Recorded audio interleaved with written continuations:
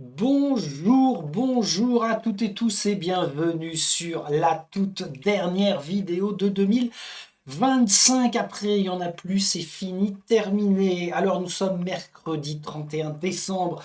Si tout va bien, si je ne suis pas enquiquiné avec la mise en ligne, ça veut dire que en fin d'après-midi, 18 h, vous aurez accès à cette vidéo.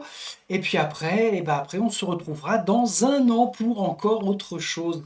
Je me suis aperçu d'une chose d'ailleurs, quand je vois là mon retour sur OBS, j'ai mis la vignette de la chaîne.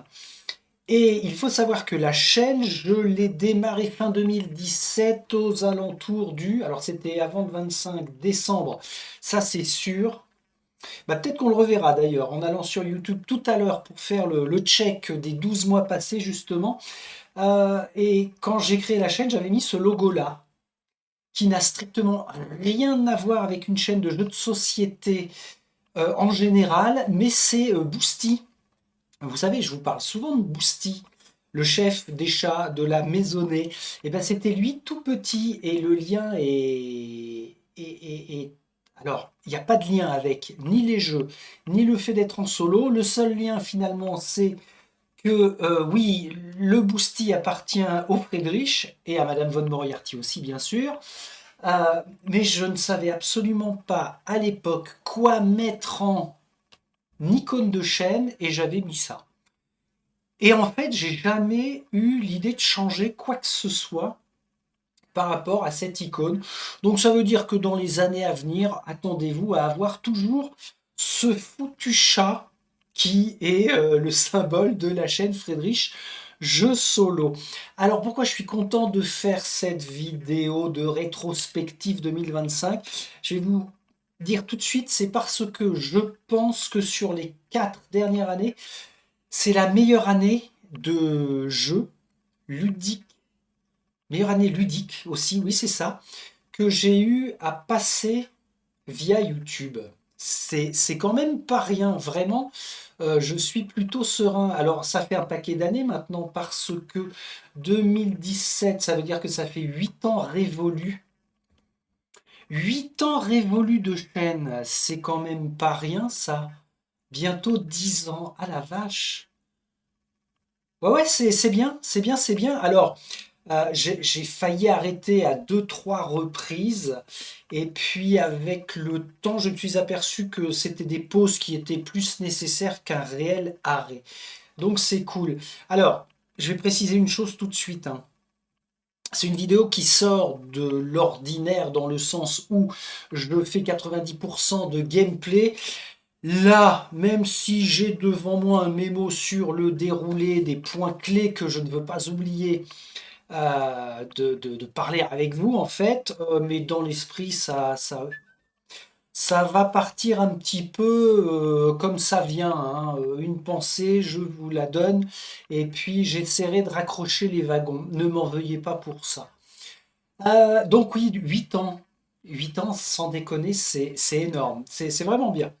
Alors que je check tout ça, on va faire déjà les remerciements. Je n'en fais que très peu de remerciements, si ce n'est pas les réponses aux commentaires auxquels normalement je réponds à tous, sauf ceux que YouTube me cache. Parce que parfois il y a des commentaires que YouTube ne met pas en avant tout de suite. Et je m'aperçois 3 4 semaines après que ils sont passés à la trappe. Mais globalement, j'arrive à répondre quand même relativement vite et relativement bien aux commentaires. Et les commentaires, c'est vous. Vous les abonnés qui les faites, d'où le remerciement quand même que je vous fais encore là. C'est vraiment l'occasion, donc merci de suivre. Comme vous pouvez le faire, selon vos envies, j'ai aucun problème avec ça et j'ai même pas de grosses attentes par rapport à ça. Et ça rejoint le fait de ce que je disais tout à l'heure, c'est ouais, 2025, une année encore plus cool que les autres. Par rapport aux abonnés, alors j'avais noté le chiffre là, 2659. J'ai vérifié à midi, il est 13h33 très exactement. Oui, j'ai eu le temps de manger quand même, merci. On était à 2659 abonnés. C'est vachement bien. Euh, Pourquoi je dis c'est vachement bien? Parce que ça fait des mois et des mois et des mois et des mois que je n'ai plus un œil sur le compteur de ce qui se passe en termes d'abonnés. Mais là, en fait, ça fait plaisir. J'avais vérifié notamment quand même avec Malia, parce que Malia, la sortie de Malia, et c'était un cas particulier d'ailleurs, puisqu'on est dans la rétrospective de 2025. Je vais évoquer tout de suite, tout de suite Malia, parce que la bonne surprise a été que j'étais le seul francophone pendant 48 heures à avoir reçu le pledge de Malia en livraison. Et donc j'étais un des tout premiers pendant au moins 24 heures à faire le déballage et puis parler de Malia. Et ça m'a valu à peu près 100 à 120 nouveaux abonnés. Comme ça, clac. Donc c'était suffisamment rigolo pour que ça me reste en tête. Et ce qui était marrant, c'est que peu de temps avant, bah, j'avais dû franchir les 2500 abonnés. Un contron, hein, 2500, c'est un contron, donc c'est sympa. Et puis après, en fait, bah, je laisse faire le compteur, sachant que ça veut tout et rien dire avoir X nombre d'abonnés, parce que ça va, ça vient. Certains, lorsque vous ne regardez plus, moi le premier d'ailleurs, par rapport à ma consommation de YouTube, c'est pas parce que je ne vais plus regarder pendant plusieurs mois à une chaîne que je m'en désabonne forcément. Donc voilà, pour vous, c'est pareil. Donc sur 2659, allez, si déjà il y en avait une poignée entre 800 et 1000 qui vont jeter un coup d'œil au fil des mois, moi, ça me va. Franchement, ça me va. Bienvenue aux nouveaux. Merci aux grands anciens, Cthulesques. Et puis, bah, tout le monde est le bienvenu, bien sûr. Ça, c'était marrant à pointer du doigt. D'ailleurs, toutes les fins d'année, au cours du bilan de l'année passée, ça peut être sympa de voir où on en sera dans un an. Parce que je compte bien que dans un an, nous nous reverrons pour une nouvelle rétrospective. Alors par contre, un spécial quatre membres de la chaîne qui sont, je vais dire, sur les derniers mois de plus en plus présents et qui par contre me cassent de plus en plus les bonbons. Bah oui, ça peut arriver. Alors je vais pas dire ces quatre-là sont à deux doigts de se faire éjecter de la chaîne, parce que ça c'est quelque chose que je ne peux pas faire. Mais vous vous reconnaîtrez probablement. De toute façon, si vous ne vous reconnaissez pas, figurez-vous que j'ai de quoi appuyer mes propos. Faut juste que je retrouve ce que c'est. J'avais l'image qui était là. Voilà, ce sont ces quatre membres-là. Ouais, oui. Ces quatre-là. Alors, je suis d'accord, j'ai bien dit membres et pas abonnés. Les quatre loustiques là que vous voyez, ce sont les quatre chats qui, au fil des vidéos, ont la bonne idée de sortir, puis de rentrer, puis de vouloir sortir, mais aussi de re-rentrer, etc., etc. Alors que je vous les présente un peu plus. Boosty, il est à gauche. Vous savez, le petit chaton là de la vignette que, que l'on a eu tout à l'heure. Et ben Boosty maintenant, il a 8 ans, il a probablement 8 ans et demi, le bestiau. Et donc c'est le chef. Alors c'est la seule photo que j'ai réussi à avoir où ils sont quatre en pleine réunion de travail sur le plumard. Et c'était assez marrant. Donc on a Boosty, c'est lui qui fait le plus grand nombre de va-et-vient pendant que je filme.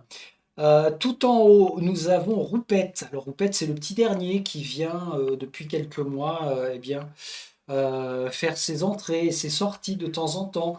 Un autre qui est bien placé aussi, c'est Tachon, qui se trouve être sur la droite. Tachon rentre assez souvent aussi. Et puis en bas, on a Flippette, lui c'est le plus sage. Il est cool là, et Flippette est le frère de Tachon. Donc voilà, c'était le clin d'œil pour ces quatre membres abonnés que je remercie parce que sans eux, finalement, j'aurais toujours la tête dans le guidon sur le plateau et ce serait dommage quand même. Franchement, ce serait dommage. Donc merci à eux, big up. C'est bien les gars, continuez comme ça de nous procurer ces moments de joie et parfois quand même un peu stressant. Et ça c'est marrant parce que quand il y a des moments de jeu en plein gameplay où un combat se passe pas bien par exemple, ou alors il y a un événement à tirer qui peut être super fun et qu'il y a un chat qui doit rentrer ou qui doit sortir, ça a tendance à me les briser. Mais enfin bon, c'est comme ça reste rigolo. Alors, c'était une grande aparté. On va passer sur ce pourquoi nous sommes là, c'est-à-dire qu'est-ce que j'ai glandé en 2025 sur cette fichue chaîne. On va regarder ça. Alors. Eh ben, ça veut dire qu'on va balayer depuis janvier. Il suffit juste d'aller tout en bas. Ah, il s'en est passé quand même hein, pas mal de choses. Ah oui, oh la vache, c'est vrai, il y avait ça. Alors volontairement, ça fait un moment que j'ai pas regardé pour conserver un maximum de fraîcheur sur cette vidéo. Ici, est-ce qu'on voit le curseur à l'écran? Oui. Donc cette vignette-là, c'est celle qui faisait référence à la toute dernière vidéo de 2024. 365 jours passés, rétrospective 2024. Bah, je vais conserver probablement la même vignette et le même texte pour 2025. Et puis on y va. Ah oui, alors, un chiffre quand même. J'avais calculé que normalement, à ce jour, j'aurais fait 142 vidéos de postées en incluant celle-ci. Alors 142 vidéos, tiens, je vais faire un petit truc quand même. Je vous retrouve là. J'ai sorti la calculette, voilà. Combien j'ai dit 142. 142 divisé par 52 semaines. Oh, 2 vidéos et demie par semaine. 2 vidéos et demie par semaine. Ah, je suis presque à atteindre ce que je voulais depuis quelques mois, c'était 3 vidéos par semaine. Mais sachant qu'il y a les pauses, bah là par exemple avec les 15 jours de fin d'année et puis l'été qui est un grand moment de pause aussi, ça représente généralement un bon mois et demi de pause. Si ce n'est pas 2 mois d'ailleurs, et 2,7 pour être précis, vidéos par semaine. Je ne vous cache pas que l'envie pour 2026, idéalement, mais ça c'est un doux rêve que je caresse, ce serait de faire 5 à 6 vidéos par semaine pour conserver un super rythme dans la production justement. Et quand je dis production, c'est surtout le fil conducteur d'une campagne qui est commencée et d'avoir un bon rythme d'avancée. Bon, bah ok, donc ça veut dire que pour 2026, on peut essayer d'aller à 160 vidéos. Tiens, d'ailleurs, ça ferait combien? 52 multiplié par... Allez, je vais dire 52 multiplié par 5. 260 vidéos. Ah, pardon. Je me suis planté ou quoi? Non, 260 vidéos. Ok. Bon, on verra. On verra si j'arrive à le faire. En tout cas, notre rétrospective. Donc, on reprend là. J'avais démarré par Robinson Crusoe. Oui, oui. Alors, j'ai conservé Robinson Crusoe. Je l'avais racheté. Souvenez-vous, j'avais dit que c'était un rachat après l'avoir vendu il y a pas mal de temps. Je l'avais racheté pas trop pour y jouer sur la chaîne, mais surtout par rapport à mon activité d'animation, où c'est un jeu pour faire découvrir le coop qui est quand même une valeur sûre. relativement difficile. Donc, en fait, bah voilà, j'avais fait Robinson Crusoe. Ok, et puis alors après, par contre, Fate Forge. Très très très bonne découverte que ce Fate Forge. On avait fait la campagne de A à Z, et là j'avais fait un enchaînement qui me plaît plutôt bien, c'est-à-dire... Ah, le déballage de Fate Forge, j'avais dû le faire quelque temps avant. Ah oui, ce qui est normal, il y avait la peinture. Donc c'est en janvier où je me suis lancé à la fois sur la... Ah non, elle est là, pardon, j'ai le curseur dessus. Le déballage de Fate Forge, c'était en janvier. Et après, on a fait la découverte des règles, comme d'hab. Et quand je dis que l'enchaînement me plaît bien, c'est que après la découverte des règles, bim, nous avons attaqué l'acte 1. Puis l'acte 2, là on a eu une grosse consommation de Fate Forge. J'ai besoin de vous, les axes d'amélioration. Oui, ça c'était sympa parce que j'ai tenu compte de vos retours et ça m'a servi à me poser encore plus sereinement pour les vidéos qui ont suivi après février-mars. Donc c'était bien. Après, on a pété encore du Fate Forge. Un petit tour par l'application qui s'appelle Ludo Mentor. C'est Awoken Realms qui nous la propose. En fait, c'est toutes leurs règles de tous leurs jeux de plateau en une seule application avec le problème, normalement encore aujourd'hui, 31 décembre 2025, qu'il n'y a rien de traduit en français. Je ne pense pas qu'ils aient prévu d'ailleurs de faire une traduction, mais Ludomentor, si vraiment l'anglais ne vous gêne pas, c'est excellent. Vous posez une question et l'application vous emmène directement sur le point de règle. C'est vachement bien foutu. Alors après, il faut s'entraîner par rapport aux différents mots-clés, mais des mots-clés, c'est ce qu'on utilise déjà quand on va rechercher un point de règle version papier, hein. Donc oui, c'est vrai que cette vidéo-là, elle était sympa. On a continué du Fate Forge. Nous sommes arrivés à l'avis de Fate Forge après un bon petit paquet de vidéos pour finir la campagne.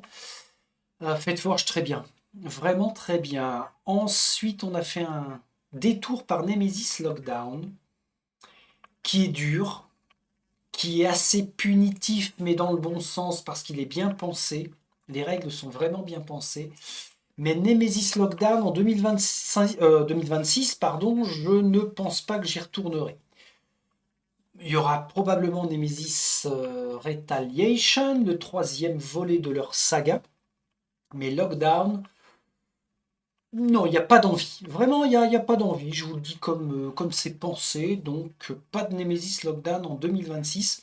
Mais n'empêche qu'il est vachement bien. Combien de temps pour jouer à tout ça? Alors ça, c'est une vidéo qui initialement est partie d'une petite blague que je voulais faire personnellement et que je voulais vous partager. C'était de calculer à l'instant T, au moment où j'ai fait la vidéo, bah, combien d'années au final il me faudrait pour jouer à toute ma pile de jeux typés Dungeon Crawler. Et le résultat, c'était 4 ans et demi. C'était assez dingue. Il y a 48 heures, j'ai sorti la vidéo sur le bilan, le deuxième bilan de l'année d'ailleurs, sur ma pile de jeux. Je vous invite à aller voir ça. Et pourquoi j'étais content après coup de l'avoir fait cette vidéo, c'est parce que encore une fois, ça a restructuré pas mal de choses dans mon envie de jouer, la façon d'y jouer, la façon de vous les présenter et l'enchaînement à faire pour ce type de jeu Dungeon Crawler. Donc, et c'est bien, c'est la deuxième vidéo avec J'ai besoin de vous, là, axe d'amélioration.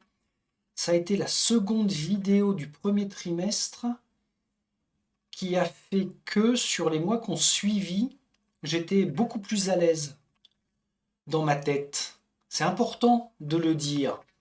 À là où j'ai été moins à l'aise, par contre, Marvel Zombie. Le jeu est toujours très bien, vraiment très bien. Alors là, j'avais joué en enchaînant les 5 missions de... Alors, ouais, c'est pas vraiment une campagne, même s'il y a un pseudo fil rouge, c'est vrai. C'était l'extension donc 4 fantastiques sur Marvel Zombie. J'ai dû perdre à tous les scénarios de mémoire. Je n'ai pas pu en gagner un seul, mais toujours un bon souvenir. L'aspect zombicide. J'ai donné mon avis qui est là en mettant des pouces, donc c'était un bon avis. Est-ce que je vais en 2026 refaire du Marvel Zombie? Je ne crois pas. C'est comme Nemesis Lockdown, je pense qu'il va falloir que je laisse passer du temps. Ah ouais, alors, ceci dit, je vous dis ça, mais faut pas oublier que j'ai fait rentrer là cette année du Zombicide saison 2 et du Zombicide Undead or Alive. Peut-être que je ferai les déballages de ça cette année. Enfin non, pas cette année, c'est trop tard, mon petit Friedrich. Mais l'année prochaine, peut-être que je ferai un déballage d'un des deux nouveaux zombicides que j'ai là. Mais rejouer à du Marvel Zombie, je ne crois pas. Et puis pour pour Zombicide en général, je pense que je vais vraiment finir par appliquer la règle du je jette un dé pour les secteurs dans lesquels doivent arriver de nouveaux zombies. Et genre 1, 2, 3, il se passe rien, 4, 5, 6, je pioche la carte de renfort. Parce que je veux et j'exige avoir le droit d'essayer de gagner quand je fais du zombicide. Mais sur Marvel Zombie, je crois qu'il est vraiment plus dur que les autres. Ensuite, on est retourné sur du Nemesis Lockdown. Ok, c'est une petite partie comme ça parce que... Ah oui, là j'ai joué la Sentinelle. Alors qu'avant, j'avais fait lecture et découverte des règles. Ah ouais, mais oui, oui, c'est vrai. Ok, résultat du sondage et calendrier à venir. Ici, là. Tiens, pourquoi est-ce que quand je mets le curseur sur certaines vidéos, ça se lance et les autres vignettes, ça ne se lance pas? J'ai jamais fait gaffe à ça. Ok, peu importe, on s'en fout. D'accord, mais bon, on est en droit de s'interroger. Résultat du sondage. J'avais fait un sondage, ouais, ouais, exact. Exact, exact, par rapport à votre consommation de vos préférences de consommation sur les enchaînements de vidéos. Et il s'est avéré que vous préférez, la majorité de ceux qui ont répondu, qu'une campagne commencée est une campagne à finir le plus vite possible. Très bien. En parlant de campagne, bim, trou de Vang, un petit déballage de trou de Vang, la découverte des règles, paf. Alors, trou de Vang, très très bonne pioche, hein. Super surprise celui-là aussi. Cool Mini or Not, je ne connaissais pas ce jeu de chez Cool Mini or Not. Génial.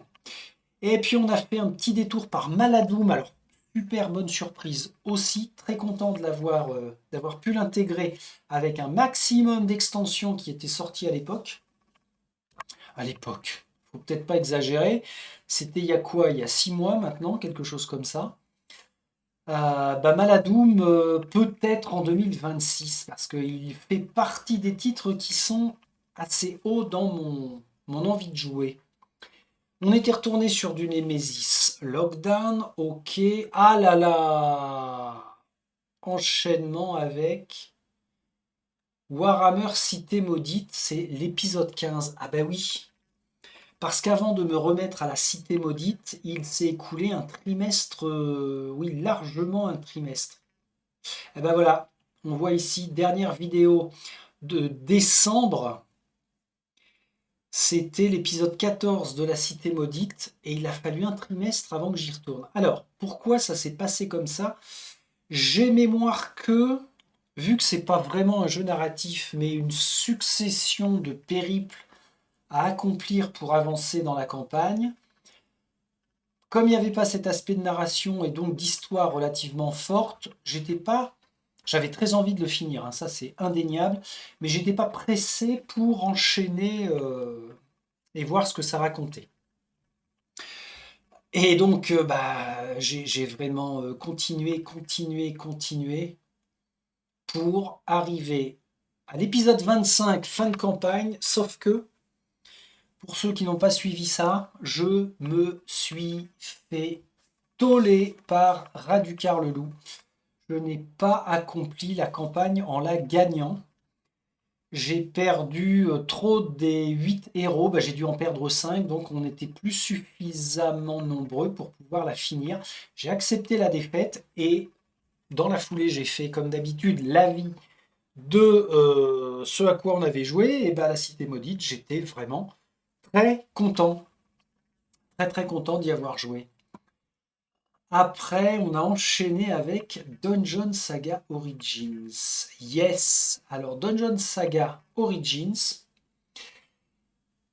bah, je l'ai pris avant tout parce que j'avais beaucoup aimé Dungeon Saga de base. Dans mon cerveau, la collection Dungeon Crawler était déjà bel et bien lancée et établie, donc il a toute sa place sur les étagères et j'ai vraiment envie d'y jouer. Alors oui, c'est du Dungeon Crawler light, très soft, mais n'empêche que il fonctionne vraiment bien. Vraiment, vraiment bien.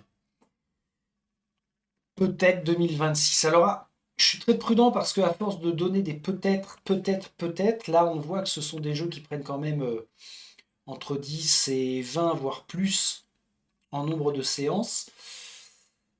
On va pas s'enflammer, mais j'aimerais, vous voyez, en disant j'aimerais, ça veut dire que Dungeon Saga est bien placé, bien coté dans mon esprit. On avait repris ou démarré. C'était la pause peinture entre le moment où j'avais fait le déballage, enfin, on avait fini la lecture et découverte des règles. J'avais lancé la campagne Trou de Vang. Pas déçu, hein.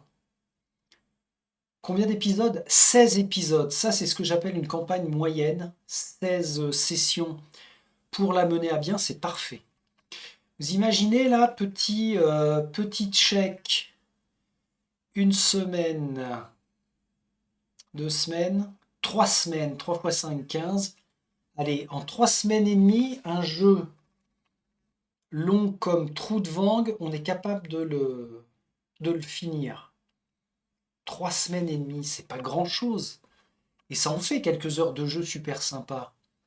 Et super sympa, mon avis ici en haut à gauche, c'était le cas. Trou de Vang Legends, vraiment bien, avec le regret malheureusement que les 3 boîtes d'extension ne seront pas traduites en français. Enfin, j'ai rien vu passer par rapport à ça. Ce qui nous a amené à juillet 2025 avec le premier bilan sur la pile de jeux en cours. Je vous renvoie à cette vidéo parce qu'elle est absolument très très intéressante. Oh la vache, après. Alors juillet, ça veut dire que ou fin juillet ou début août, on a attaqué le déballage et la lecture et découverte des règles de d'ISS Vanguard. Gros gros morceau, puis s'est écoulé l'été parce que je vois que le premier épisode remonte. Ah non, c'est que j'ai pas découvert des règles tutoriel 1, 2, 3 sur 3. Ah tiens, j'ai pas corrigé ça. 1 sur 3, 2 sur 3. Ok. Si j'y pense après, je le ferai. Alors l'histoire avec ISS Vanguard, c'est que j'ai eu quand même, après le déballage, j'ai eu du mal à m'y lancer parce que c'est un jeu qui est très touffu et je me faisais des blocages sur l'apprentissage des règles.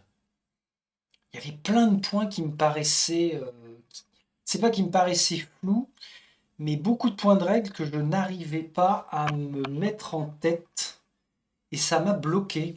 Et par contre, une fois lancé, on voit là, hein, c'était début septembre, ouais, ça doit être ça. Campagne épisode 1, planète diaphane. Là, on y va, on se lance. Super claque, hein. J'avais. Alors, est-ce que j'avais beaucoup d'attentes par rapport à celui-ci? J'ai envie de vous dire non.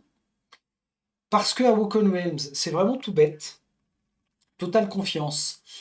Et le degré de confiance a augmenté au fur et à mesure des épisodes de la campagne parce que par 3 fois, j'ai été surpris de la tournure que prenait le scénario, ou tout du moins de l'événement qu'Awoken Realms nous avait prévu à tel moment. Ça m'a vraiment beaucoup, beaucoup plu. Donc, ça, c'est la campagne longue de 2025, en fait, hein, parce que Trou de Vang, 16 épisodes, c'est moyen. Ah, on a fini la Cité Maudite. Bah, je vais dire que la Cité Maudite, c'était la campagne longue de 2024. Et avant, on avait Fate Forge. Combien d'épisodes déjà, Fate Forge? Ah, c'est une campagne longue aussi. Ok. Donc ISS Vanguard et Fate Forge auront été les deux campagnes très longues de 2025. Sachant que ISS ne sera fini qu'en 2026. Ah la vache! Un petit tour par le jeu de rôle Arcanval, tout ça parce que c'est du copinage éhonté de la part de Friedrich von Moriarty, parce que Jean-Marc Gillet, le créateur d'Arcanval, les ombres d'Arcanval, eh bien c'est un pote de très longue date. Donc j'avais fait un clin d'œil coup de pub avec cette vidéo, projecteur sur Arcanval. C'était sympa à faire parce que mine de rien, le matos est top. Et petite anecdote avec Arcanval, c'est que la façon dont il a pensé la congrégation, je vais dire, qui est impliquée au sein du monde d'Arcanval, c'est l'ombre garde. Ils sont chargés de... Bah, alors, c'est très hétéroclite, mais dans l'ombre garde, il y a à la fois des scientifiques, des aventuriers, des guerriers, des voleurs, enfin, ça, ça provient de tous les différents corps de métier et tous les types de... Oui, c'est ça, de métiers que l'on peut imaginer dans le médiéval fantastique. Et l'ombre garde est là pour veiller au grain, on va le résumer comme ça, et aussi pour enquêter sur des piliers. Mais ce que ça a éveillé dans mon esprit, c'est un lien avec Maladoum. Parce qu'avec Maladoum, moi, ce qui me manquait pour mes héros, la façon dont j'envisage de les faire venir dans le monde de Maladoum, bah, je ne savais pas comment justement les faire rentrer en lice. Et par le biais de l'ombre garde, ça a été le déclic de me dire, ah ouais, tiens, dans Maladoum, on va appartenir à l'ombre garde. Mais ça, on y reviendra au moment d'y jouer, au moment où je vous présenterai ma campagne. Ok. Encore un petit peu d'ISS Vanguard, très bien. Puis est arrivé Malia. Malia, très très très très gros morceau. Pas déçu de ce que j'en ai découvert en termes de règles. Avec trois quatre points quand même qui m'ont chiffonné, hein. J'ai pris des notes là-dessus pour voir comment j'allais jouer au final. 9 vidéos pour faire la lecture et découverte des règles. C'est le plus gros jeu en termes de règles dont j'ai eu l'apprentissage à faire sur la chaîne. 9 vidéos, c'est quand même énorme. Malia, non. 2026, même pas en rêve. Trop costaud, trop de préparation, trop de choses, trop de jeux avec lesquels j'ai envie de jouer avant d'aller sur Malia. Mais, belle découverte, gros potentiel. Ça va être du miam. Miam pour y jouer. Et puis, c'est la première vidéo en haut à droite, là, d'un ressenti. J'ai appelé ça un ressenti. Malia Lens of Legends. Ressenti dans le sens où c'est en aucun cas un avis, hein, ça je le précisais en début de cette vidéo d'ailleurs, mais vers quoi, quel sentiment m'amène Malia après avoir découvert les règles, manipulé le matériel, commencé à peindre les figurines. Et c'était la première vidéo de ressenti que je faisais. Je pense que j'en ferai d'autres. Et les ressentis, je les intègre quand je sais que je ne jouerai pas au jeu dans la foulée. Tout bêtement. C'est pour vous donner les premières tendances. le premier impact qu'a eu le jeu sur moi. Ça peut aiguiller certains, ça peut les faire basculer dans le oui, je l'achète, non, finalement, je l'achète pas. Donc, c'est un format de vidéo que je vais conserver parce que c'est assez plaisant à faire. On est arrivé après. Alors, ça, c'était il y a un mois. Ça doit pas être un mois tout pile, hein.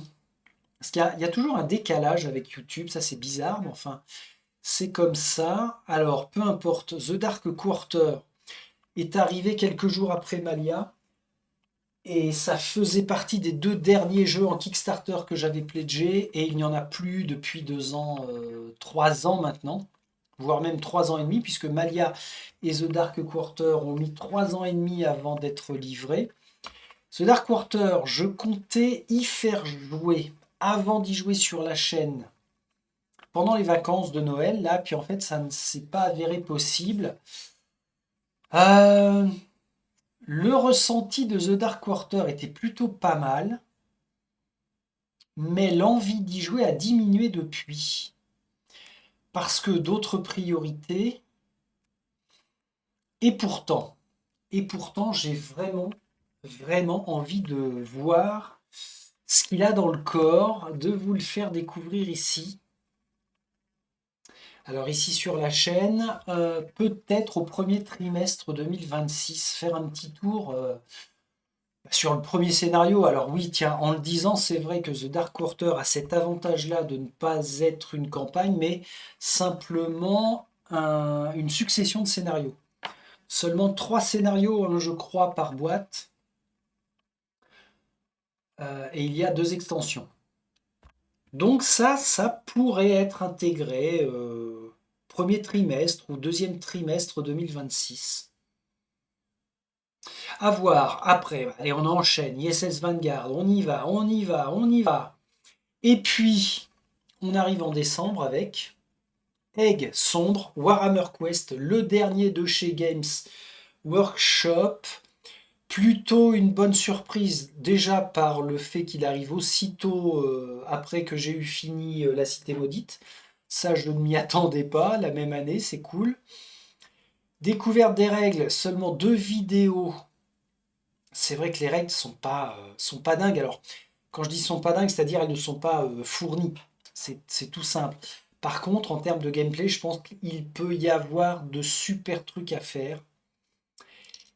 Et ce sera d'ailleurs la première série de vidéos que je vais entamer en 2026. Oui, oui, oui, oui, oui, il me reste quelques figurines à peindre, mais on y viendra tout à l'heure, je vais l'évoquer. Donc Warhammer Quest, ouais, j'espère que en commençant à y jouer, ça restera une très très bonne surprise.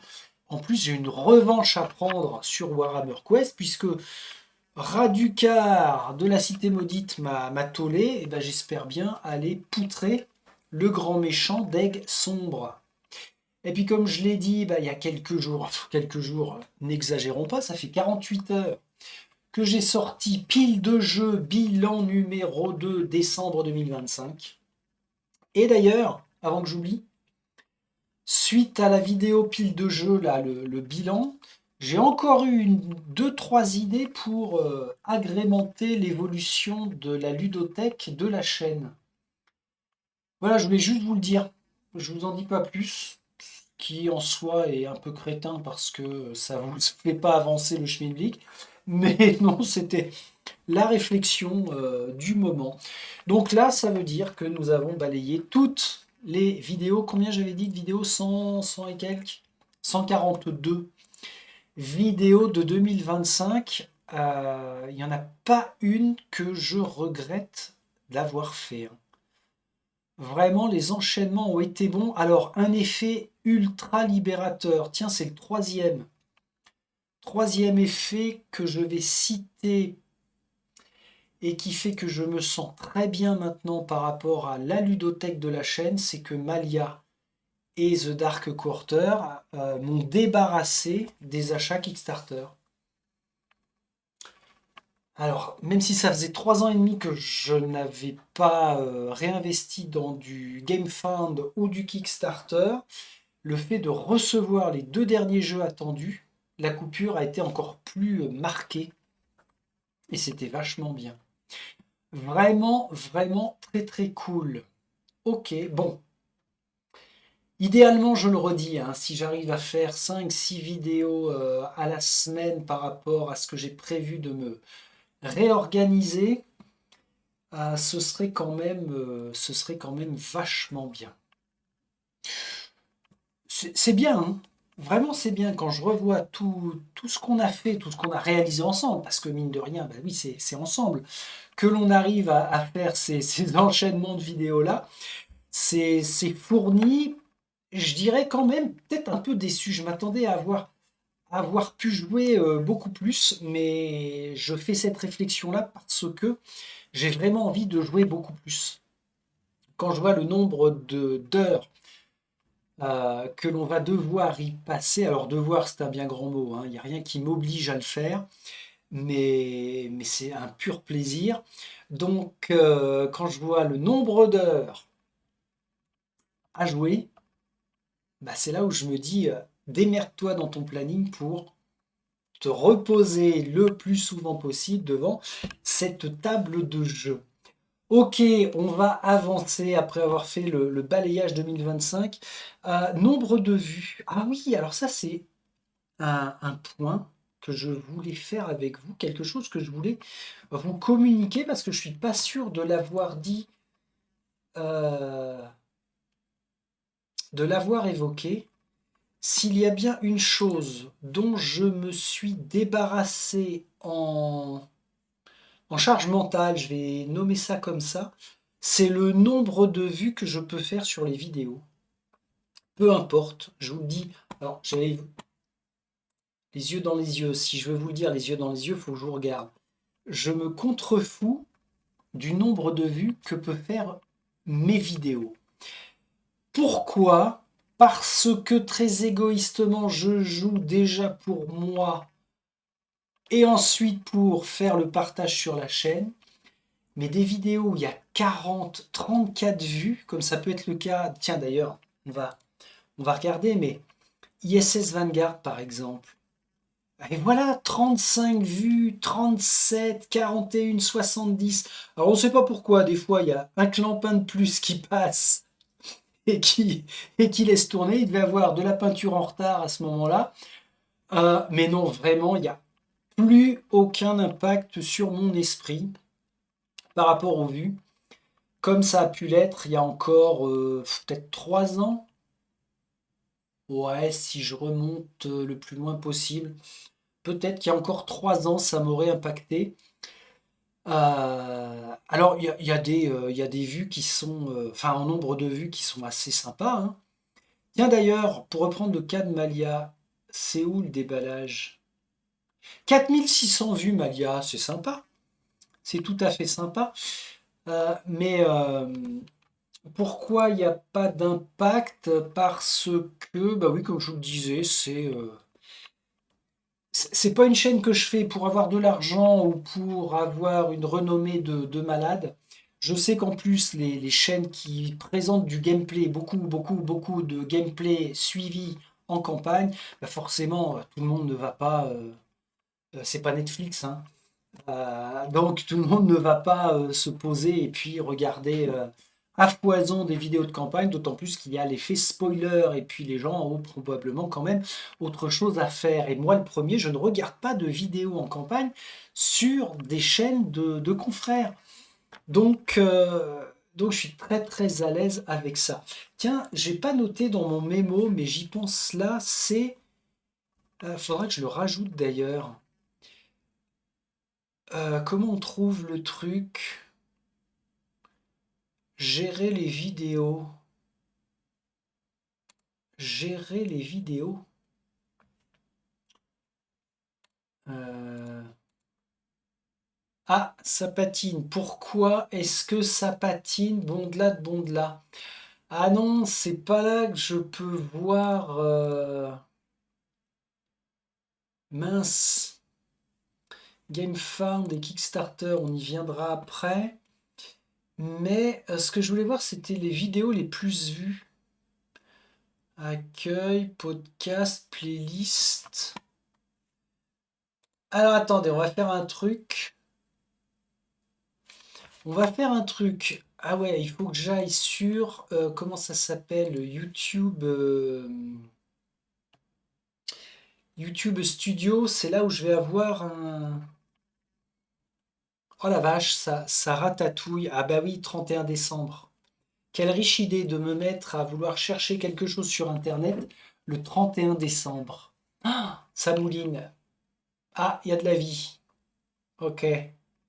Ce que je veux voir en fait, c'est la vidéo de la chaîne depuis 8 ans qui a fait le plus de vues. Alors je sais laquelle c'est, hein, c'est juste que je ne sais pas à combien de vues on en est au compteur. C'est la vidéo des règles de Harry Potter, une année à Poudlard. Le jeu de Topic Games, c'était ça? Qui présentait beaucoup de difficultés. Oh, ça rame. Bon, on laisse tomber, ça rame trop. C'est dommage, j'aurais dû anticiper ça. Vous voyez, faut que je note. Il faut que je note tout bêtement. Alors, maintenant, mon positionnement de jeu. J'avais fait mon positionnement de jeu. Alors, ça, c'était pour dire que, et ça se voit, hein, les jeux sur lesquels j'étais depuis 2 ans et sur lesquels je vais rester, je pense que je ne prends pas de risque en disant sur les années à venir, ce sont toujours les dungeon crawlers. Toujours les dungeon crawlers. C'est vraiment le type de jeu que je kiffe le plus par rapport au fait que ça me rapproche le plus du jeu de rôle finalement. Toutes ces évolutions de personnages, de la narration, c'est absolument génial. Les deck building, je n'ai toujours pas réussi à y revenir. C'est le type de jeu que j'ai abandonné, ça doit faire 2 ou 3 ans maintenant. J'y arrive pas. Je n'y arrive pas, trop d'aléatoires, et pourtant du deck building dans les dungeon crawlers, on en a. On en a quand même un peu parce qu'on a une main de cartes. Tiens, ISS Vanguard, c'est une sorte de mini deck building dans l'esprit parce qu'on construit son deck section par section et on va piocher des cartes et on fait tourner notre deck que l'on aura construit précédemment. Donc, le deck building pur de dur, non, mais quand il y en a dans les dungeon crawlers, on y va. Allez, on y va. Après, je voulais évoquer les découvertes plutôt cool de cette année. Alors, c'est vite vu, hein. J'ai noté un ordre. Tac, tac, tac. Ah tiens, j'aurais pas noté ça. Quand est-ce que j'ai noté ça, moi? Ça doit remonter à plusieurs semaines. Ah ouais. Alors, on va voir. Ah tiens, je fais ça là. La fameuse réglette, je sais plus. Il y en a 2 ou 3 d'entre vous qui évoquent cette réglette. Elle provient de Warhammer Battle, premier du nom. C'était la réglette de graduation pour prendre les mesures des distances. C'est du Warhammer Battle, ça, bonne vieille réglette en plastique rouge avec la pointe de flèche là. Et c'est super pratique, hein. Vous me la voyez souvent agiter, puis c'est bien, ça occupe les mains quand je fais une vidéo comme ça pour vous parler. Bon alors bref, j'ai noté Fate Forge, True de Vang et ISS Vanguard. Alors, pensant que j'avais mis cet ordre-là parce que c'était vraiment le coup de cœur les uns après les autres, Fate Forge, Trou de Vang, ISS Vanguard. Euh, non, je dirais. Alors, Fate Forge, oui. Vraiment, Fate Forge, ça a été la super bonne surprise du début d'année. Ça, je suis entièrement d'accord. Donc, je vais le mettre en 1. Après, je mets quand même ISS Vanguard, hein. Peut-être parce que c'est du spatial. C'est du land space. Vraiment, ouais, en 2 super cool, ISS Vanguard, et en 3 Trou de Vang, qui était très très bien aussi. Voilà le petit classement que je réaliserai sur comment sur les 3 jeux. Si j'en avais 3 à mettre comme ça pour cette année, ce serait vraiment ces 3-là.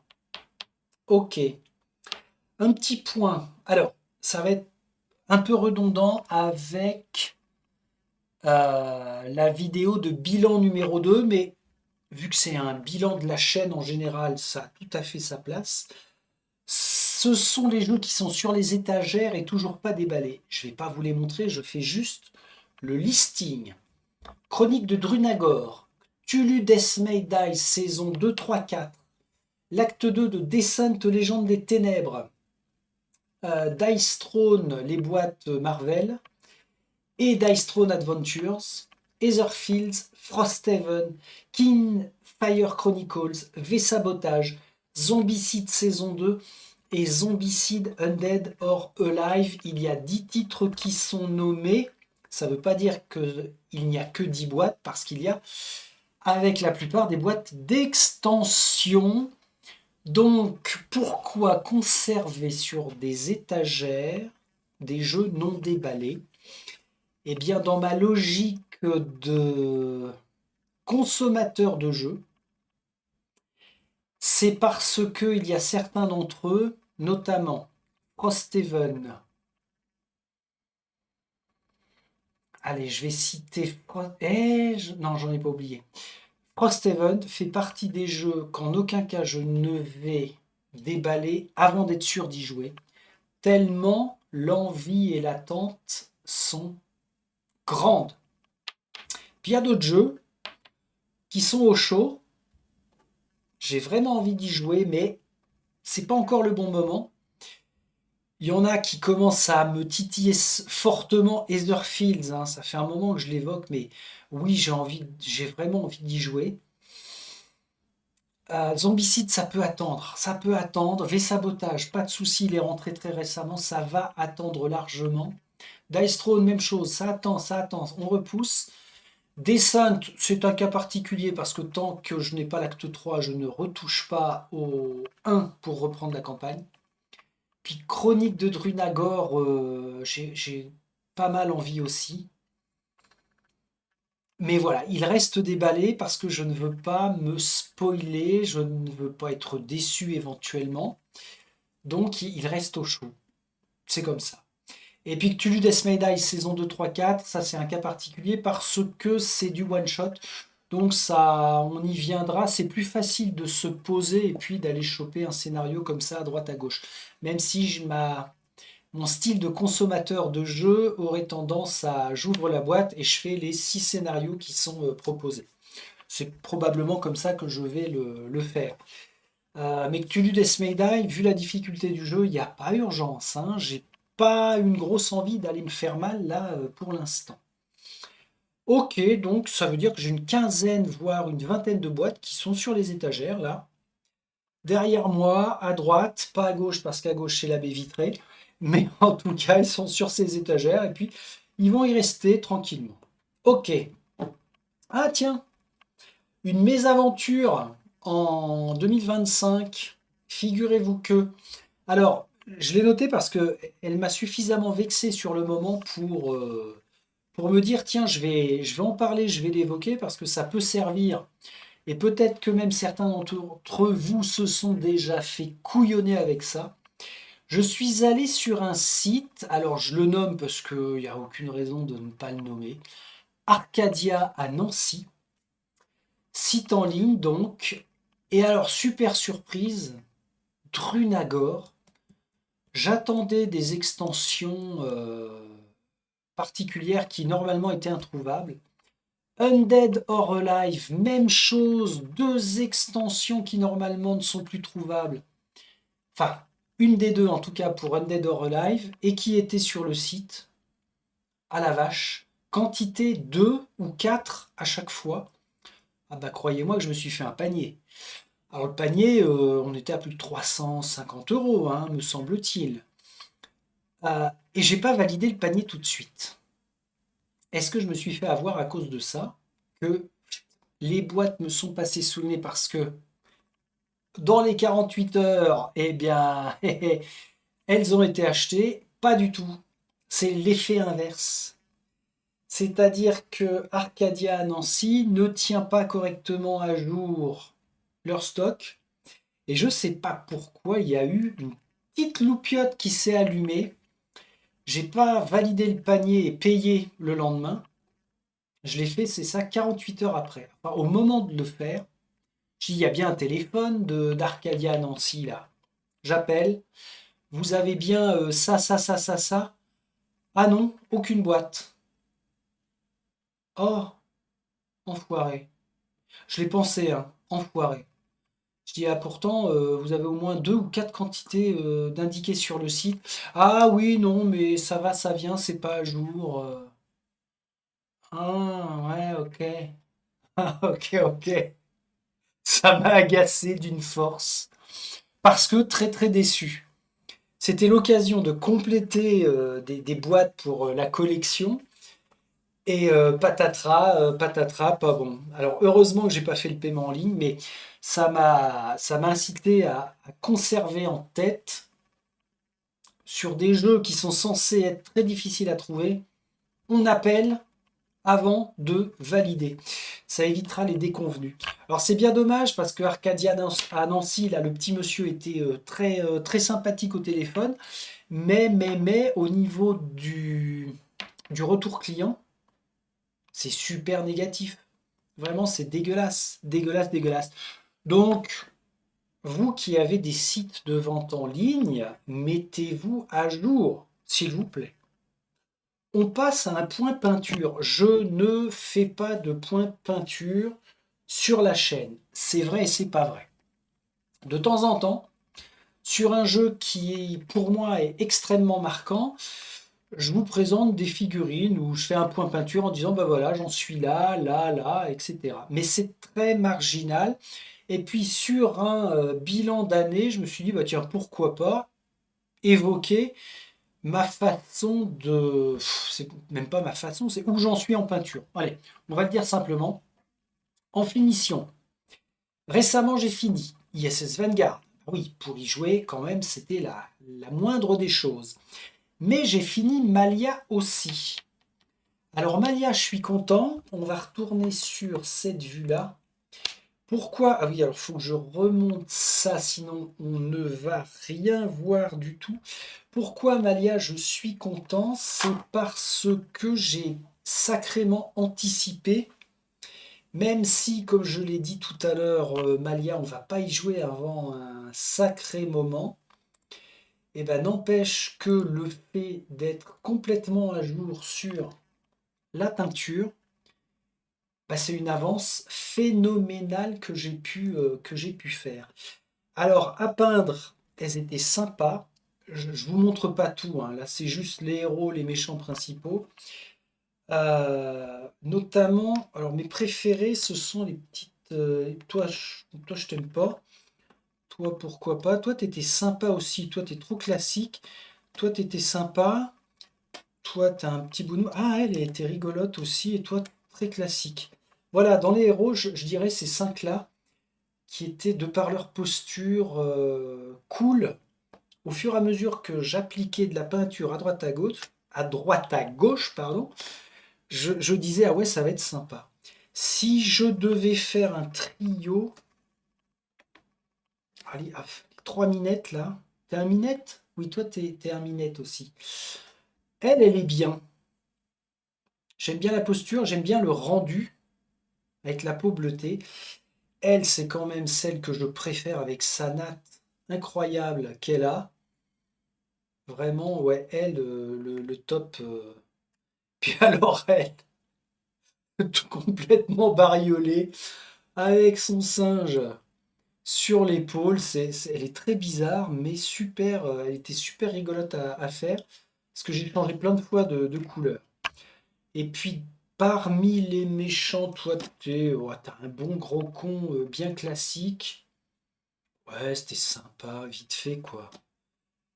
Toi, t'étais étrange, mais ultra facile, mais je t'aime bien. Cet ennemi-là, je l'aime bien. Pas pressé de le rencontrer. Toi, sympa, mais assez classique. Et puis alors, le dragonnet, là, sympa, sympa. Voilà, je vais pas m'enflammer. Mais il était sympathique.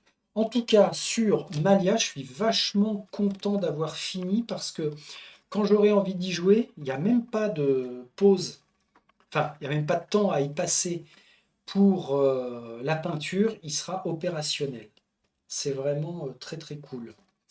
Contrairement à Maladoum d'ailleurs, j'ai évoqué Maladoum, je suis en retard sur les peintures de Maladoum.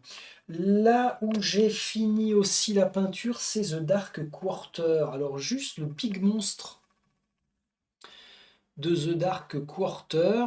Je suis toujours pas fan des très grandes figurines à peindre. J'ai un blocage hein, là-dessus. Bon, il est fun hein, au final, j'aime bien. J'aime bien. Alors, on est d'accord, toujours en tabletop. Hein, je fais jamais, quasiment jamais de brossage. Ben voilà, moi je trouve que pour un grand méchant c'est cool. Et puis on a les trois autres petits méchants, alors petits non pas par la menace qu'ils représentent, mais par la taille. Eux étaient sympas aussi, j'ai bien aimé. On est dans de la figurine très contemporaine, très classique au final, reste là toi. Mais c'était assez sympa à faire.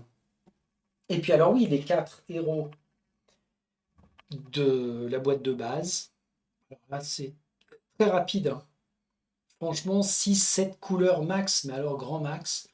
Eh ben, c'était plaisant. Alors, plaisant, oui, mais sans grande. Comment je vais vous dire? Sans grande passion, tiens. Ouais, je les ai peints, les figurines, parce que je voulais que The Dark Quarter soit opérationnel le plus vite possible, dans l'esprit d'y jouer. Donc ça, c'était de la finition sur le dernier trimestre en cours. Ah bah oui, en cours. En cours, en cours. Attention, j'ai... Alors c'est marrant, ça me fait penser aux boîtes d'armée de Games Workshop. Ah ouais, tu m'étonnes.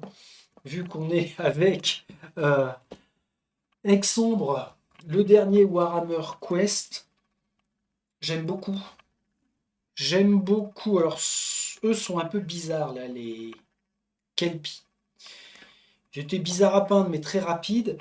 C'est la première fois que je peignais j'allais dire une armée, non, des créatures liées à Nurgle. Alors oui, c'est très vert, hein, c'est vraiment très très vert, mais au final, j'aime bien. Eux, j'aimais bien. J'aimais bien leur posture et j'aime bien le rendu que ça donne.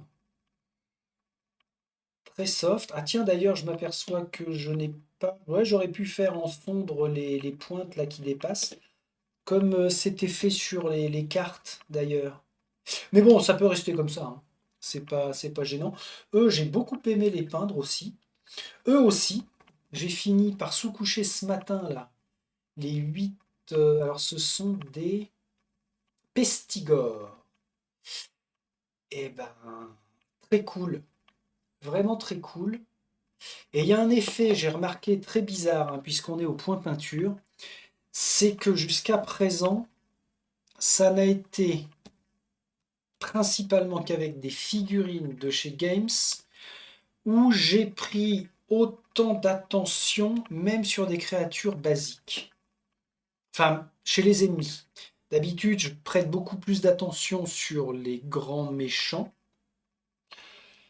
Mais avec Games, je sais pas, ça me renvoie à quelque chose où j'ai envie d'aller plus loin dans la différenciation des couleurs, de prêter un peu plus d'attention à ce que ça donnera au final en rendu. Et ce qui est bien, cette réflexion-là, c'est que maintenant je me dis que je peux me forcer. Alors me forcer, c'est peut-être pas le mot à employer, mais je peux aussi appliquer cette méthode de distinction de couleurs et d'en mettre un peu plus sur d'autres boîtes de jeux. Je l'avais peut-être commencé un peu avec Nova Etas, et encore, et encore, et encore. Ah si, je crois que si. Mais au final, le rendu est quand même assez agréable. Ah, il y a un truc que j'ai découvert. Je vous amène ça. Ce sont des pots de chez Valero. Alors, je n'avais acheté aucun pot de chez Valero parce que je n'aimais pas la façon dont on ne peut pas tremper le pinceau dedans.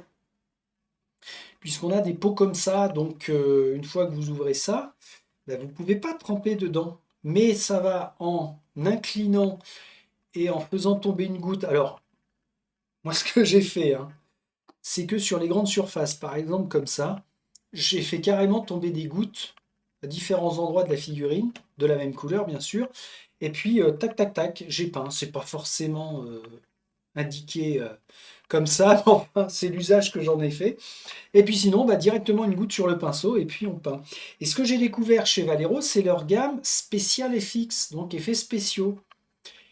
Et c'est quand même vachement sympa. Alors le vomi, ça m'a servi principalement sur... Ça, c'est la bile. Ah, pour... alors, on verra pas forcément beaucoup à la caméra. Mais vomi, j'ai dû en mettre là. Ou là-dessus, je sais plus laquelle teinte c'est.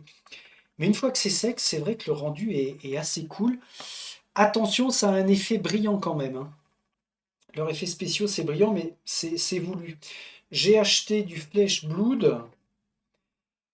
Du mousse and lichen. Alors, mousse and lichen, c'est pas compliqué. Ça m'a servi à faire les socles. Ça, c'est mousse and lichen. Et puis, pouf, une petite touffette d'herbe. Ou alors, un chemin de tac-tac comme ça, non pas de gravier, mais de flocage. Et ça donne un rendu assez sympa. Le quatrième que j'ai acheté, c'était bile. Alors, de la bile, ça m'a servi à faire ces créatures-là, là, pour la peau. Et le dernier, ah oui, corrosion. Alors ça, très bonne surprise, corrosion, parce que notamment sur toutes les lames, je l'ai utilisé et j'ai fait un semi-brossage ultra partiel, mais l'effet corrosion est quand même bien. On le voit aussi sur ce type d'armes là, ou sur les armures, boucliers. Donc, je vais voir ce qu'ils ont en complément dans cette gamme-là. Je crois qu'il y a du bleu, notamment pour des effets d'eau, qui peut être sympa. Euh, mais bon, si vous ne connaissez pas et que vous voulez vous diriger sur un autre type de rendu de figurines, et ben chez Valero, ça c'est sympa. Alors je connais, à part Valero et Citadel, c'est tout, hein. Et je ne peins pas à l'aéro, je peins toujours au pinceau. Voilà, à l'ancienne. Très bien. Et ben voilà. Ça, pourquoi c'est en cours? Ben parce qu'il va me rester les trois derniers, déjà les quatre héros de la boîte de base.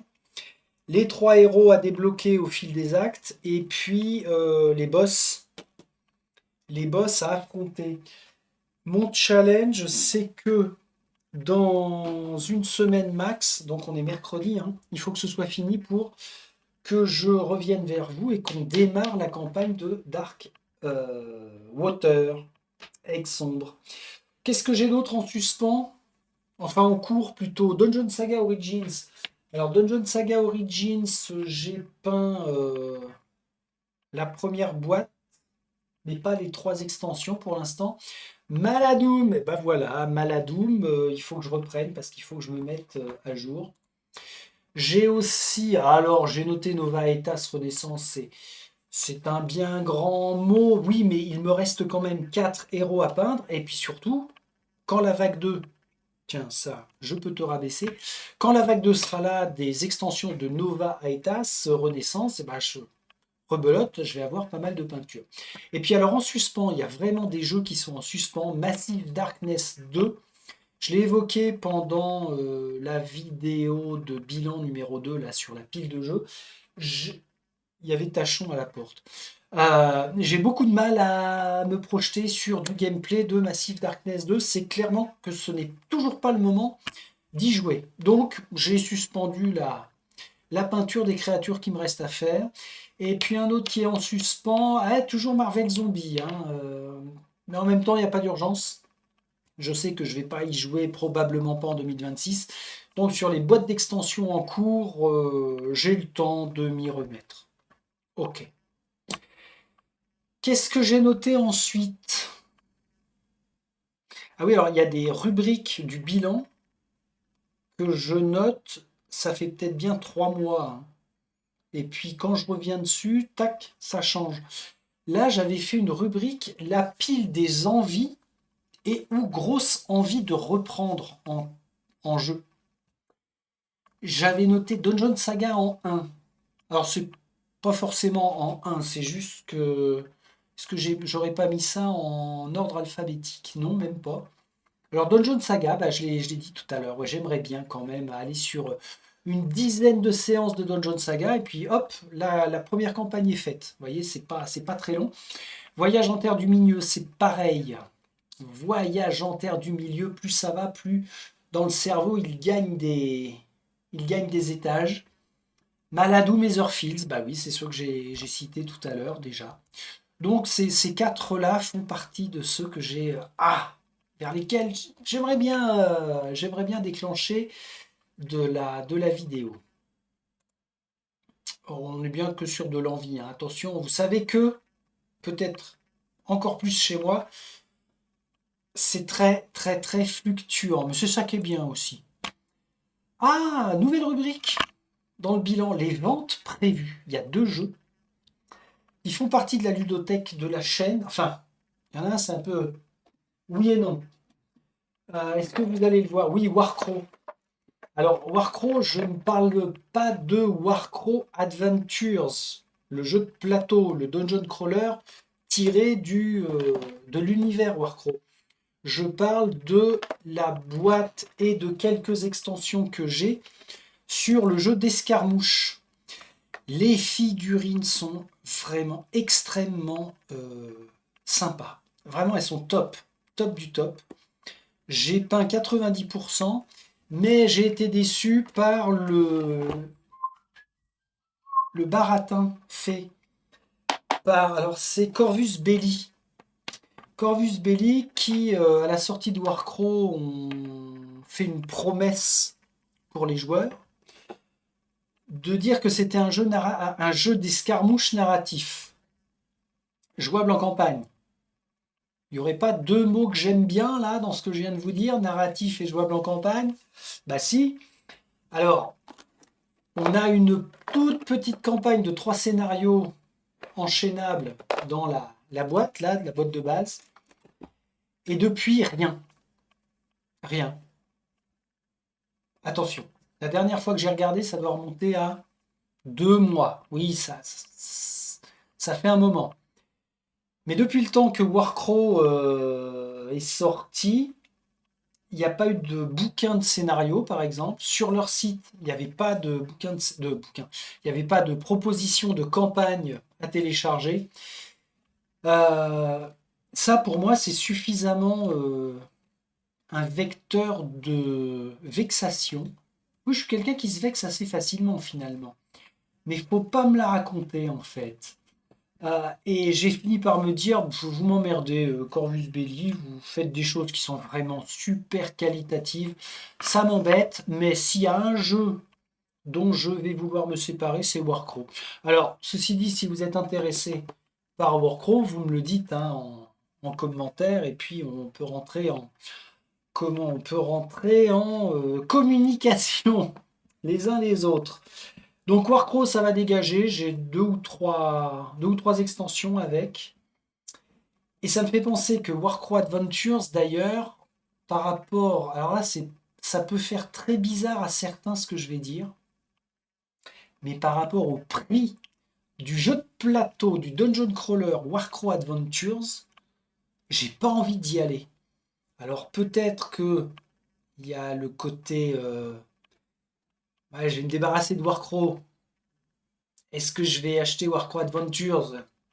Peut-être que c'est déconnant dans ma tête, mais au-delà de ça, le prix est dégueulasse. On se croirait chez Games Workshop. Alors pourquoi j'achète du Games Workshop et pas chez Corvus Belli, même si c'est ultra cher? Je crois qu'il y a une autre chose qui se passe avec Warcraft Adventures, le Dungeon Crawler, c'est que c'est un jeu très très court et qui ne me semble pas, de ce que j'en ai vu, particulièrement rejouable. Donc, tout mis bout à bout, Si un jour il sort en français, alors là c'est bien parce qu'il n'est pas encore sorti en français, c'est prévu pourtant. Ça va m'embêter s'il arrivait en français au trimestre 2026, parce que forcément j'y reloucherai dessus, mais, il est, il est même plus dans la liste de souhaits, je crois. Je sais pas, à voir. En tout cas, Warcraft, puisqu'on parle des jeux en vente prévue, il en fait partie. Et puis le second, ça fait un moment que je me tâte. Est-ce que je le garde? Est-ce que je ne le garde pas? Est-ce que je le brûle? Est-ce que je l'offre? Non, vous oubliez les deux dernières propositions. c'est, c'est Massive Darkness. Massive Darkness. Alors, qu'est-ce qui se passe avec Massive Darkness? J'ai pas envie. Je pensais que... Pourtant, attention, hein, on est sur du narratif quand même, on peut y jouer en campagne. Il y a de la figurine, alors il n'y a pas d'évolution de personnage, mais peu importe. Mais j'arrive pas à avoir une affinité avec Deep Madness. J'ai dit Massive Darkness? N'importe quoi. Deep Madness, je vous le remonte parce que vous voyez qui me traumatise Massive Darkness. Deep Madness. Et ce qui m'a fait penser à éventuellement vendre Deep Madness, c'est que les créateurs ont sorti un Dawn of Madness. Ouais, je crois que c'est ça, hein. Et Dawn of Madness, tiens, je ne l'ai pas rajouté dans la liste de souhaits, je crois. Comme quoi, ça vaut le coup de faire des bilans, hein. Je me le note, Dawn of Madness. 2 secondes. Dawn of, voilà. Je pense que c'est un jeu qui me plairait plus que Deep Madness. Donc Deep Madness, ça fait tellement de temps que je l'ai et je n'arrive pas à me poser pour y jouer, j'arrive. Enfin si. C'est pas que je n'arrive pas à me poser, parce que on l'a vu, hein, vu le nombre de vidéos que j'arrive à faire en un an, j'arriverai à me poser pour faire du Deep Madness. Mais j'ai plus du tout envie. Et puis on n'est pas finalement sur du dungeon crawler pur de dur comme je les aime. Donc allez, ces deux-là, avis à la populace, ils sont destinés à quitter la ludothèque. Ok, on va rester dans la ludothèque. Et on va évoquer, alors il faut que je me remette sur... Ah, il va peut-être falloir que je décale ça. Je fais ma petite sauce, hein, vous inquiétez pas. Il faudrait qu'on revienne sur la vue de bureau parce que j'avais prévu les onglets de GameFound Kickstarter. On va déjà démarrer par GameFound. Si je tape, oh là là, n'importe quoi, vous voyez rien. Ce que je veux, c'est la capture de fenêtre. Merci GameFound. Ma liste de souhaits. On va faire un petit check parce que ça peut vous donner des idées de jeux qui seraient passés sous vos propres radars et où vous vous diriez ah bah oui tiens finalement celui-ci ça peut servir. Alors imaginons qu'en 2026 il y ait Earth Under Siege. Earth Under. Si je tape ça, ça me donne. Oh, au secours. Ça rame toujours. Tiens, eh ben, on fait un. Si ça se trouve, c'était sur Kickstarter qu'il était. Earth Under Siege. Siege. Normalement, il est censé arriver en français en 2026. Alors d'ailleurs, ils avaient. Ah, j'ai plus Internet.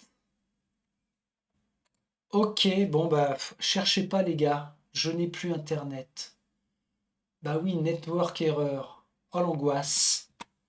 Bon, eh ben, je vous retrouve là. Alors ça ne m'empêche pas de continuer de filmer, hein. Heureusement que c'est pas un live.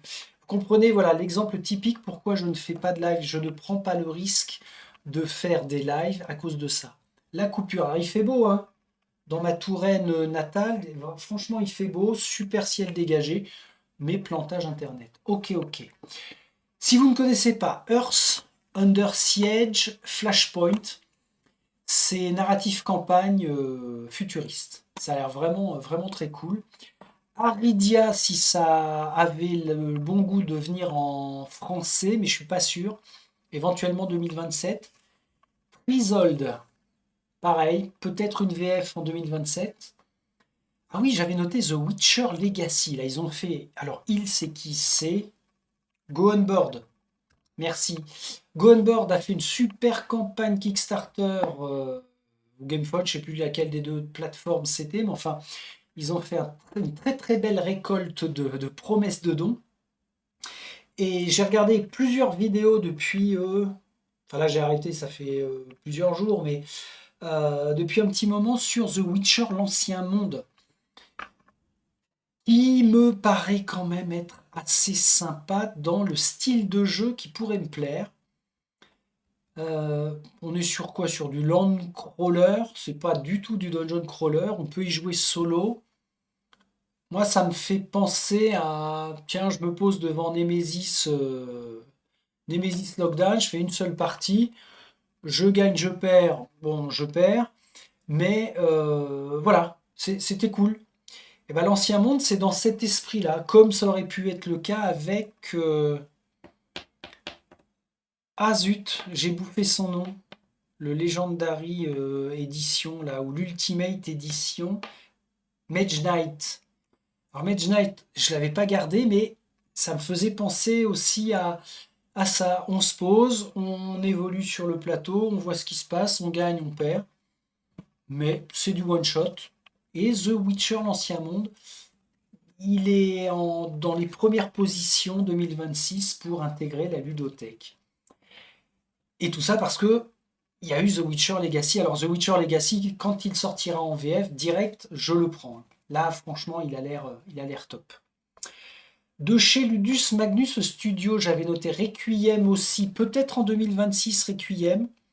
Par contre, Ludus Magnus Studio, on voit qu'il galère énormément à fournir ce que l'on attend de Nova Aetas Renaissance.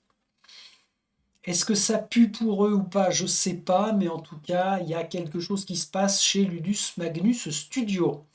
J'ai noté aussi The Enters After Death 1492 pour le finir en français. Probablement français 2026. Ça peut être très cool. Et puis une spéciale Awoken Realms. Alors là, 1, 2, 3, 4, 5, 6, 7. Faut que je vous dise 6, 7. Mais on a d'abord Lens of Evershade. Evershade ou Evershade? Peu importe. 2027, 2028. Français, je prends. Nemesis Retaliation, alors ça, c'était censé arriver d'ici la fin de l'année en VF. Ça a été retardé, de même qu'était censé arriver Tented Grail en VF, retardé. Stalker en VF, ça a été retardé, puis finalement, c'est arrivé avant Tented Grail. Très bizarre, mais c'est comme ça. Toujours est-il que Nemesis Retaliation 2026, ce sera acheté. Green Coven, non, j'ai pas envie. Qu'est-ce que ça fout encore dans la liste de souhaits, ça, Green Coven? Parce qu'on parle d'Awoken Realms. Et je laisse une chance au titre d'Awoken Realms. On verra. This War of Mine, deuxième édition en 2028-2029. Oui, je suis d'accord pour prendre. Et Below the Asylum, comme Green Coven, ouais, ma petite grimace, non, normalement, je n'irai pas sur celui-là. C'est pas parce que c'est Awoken Realms que forcément je vais claquer et craquer. Et pour en finir avec Awoken Realms, les deux prochains titres qui ont été commandés, payés et dont l'un est arrivé à la boutique mais je ne l'ai pas encore récupéré, c'est Tented Grail Kings of Ruin et le second toujours d'Awoken Realms, ce sera Stalker l'année prochaine. Et autant Tented Grail 2 ne fera pas partie des priorités pour y jouer, même si j'ai une très forte envie. Par contre, Stalker, ça fera l'objet d'un déballage, règles et au moins j'allais dire une campagne. C'est jouable en campagne, Stalker, et c'est relativement court. Donc, en 2026, quand on y sera dans quelques heures, ça nous amène au dernier chapitre, avant-dernier chapitre de cette vidéo. Ça fait déjà 1h25. C'est cool, je m'en fous, je prends le temps, hein. Alors là, cool, cool. Le futur de 2026, alors je l'ai déjà évoqué, on va démarrer avec Warhammer Quest Egg Sombre. On continuera et on finira aussi ISS Vanguard. Et après avoir fini ISS Vanguard, ça veut dire que je n'aurai plus de campagne longue. Donc, il sera temps de démarrer une campagne longue. En 2026, avec quel jeu? J'en sais rien. J'ai déjà évoqué quelques titres là au fil de la vidéo. Je me prononce pas, il y a des pistes. Le moment venu, on vous en fera part. Ok. Avant de clore cette vidéo, je vais finir avec la petite note rigolote positive. Merci à toi, la chaîne Les Jeux de Dark, de m'avoir sollicité et interviewé dans ce que tu appelles les carnets de jeux. Alors, Alexandre, donc, de la chaîne Les Jeux de Dark, a initié déjà depuis plusieurs mois ce qu'il appelle les carnets de jeux. Et il va interviewer comme ça des joueurs ou des éditeurs, des youtubeurs, des gens du domaine du jeu. Il y a vraiment tous horizons. Et donc on a fait son interview avant la fin décembre là et il a projeté de mettre ça en ligne début janvier. Alors c'est pas tout début janvier, c'est dans la première quinzaine de janvier et c'était vraiment très sympa à faire, pas forcément évident, mais très sympa à faire. Donc merci à toi d'avoir pensé à moi pour faire cette petite vidéo pour en savoir plus sur Friedrich von Moriarty et la chaîne Friedrich Jeux Solo. On arrête là? Ouais, on arrête là parce que j'ai un repas à finir de préparer quand même. L'occasion est maintenant donnée de vous souhaiter de bonnes fêtes de fin d'année et de vous souhaiter la bonne année à quelques heures près. La bonne année 2026, donc du jeu, que vos listes de souhaits soient exaucées. Et puis on va se retrouver, j'allais dire très vite, il va falloir quelques jours quand même, hein, vous l'avez bien compris, pour que je finisse les peintures d'Aix-Sombre. Et puis après, on a plein d'heures à passer ensemble sur les 12 prochains mois à venir. Je vous renouvelle mes vœux et je vous dis salut, salut.